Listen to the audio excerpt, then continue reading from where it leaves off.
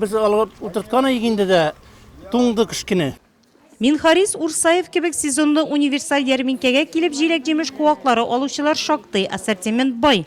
Халык безнең табигать шартларында үсә торганнарын ала. Бакчачыларга сатучылар 10 мең төрдән артык куак үсентесен тәкъдим итә. Үсеп китә алырмы дигән сорауга җаваплары уңай.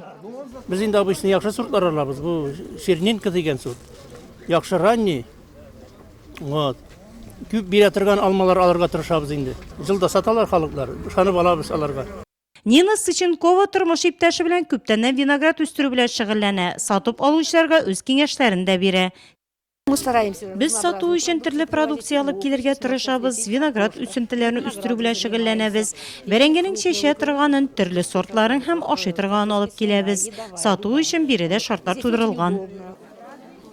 Сезонны универсаль ярминкәдә 150 сәүдә ноктасы бар. Биредә 60-81 төрдәге товар сатуга куелган.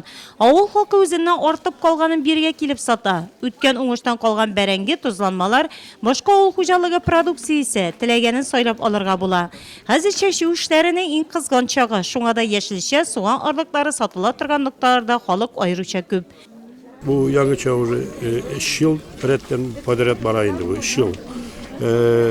Халыкка сатып алучыларга удобно булсын өчен и чисталык булсын өчен стоянка, автостоянка рядом Яңешәдә. Мәчет янында арттан җыерга бик авырый, халыклардан кала иде, пычрак бик. Монда безнең отдельный выделенный урын. Монда һәр елны саженсылар, суганырлыклары, алмалар барсын да саталар.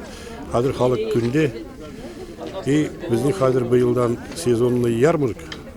Бу ай бирләр постоянно шулай булачак алар.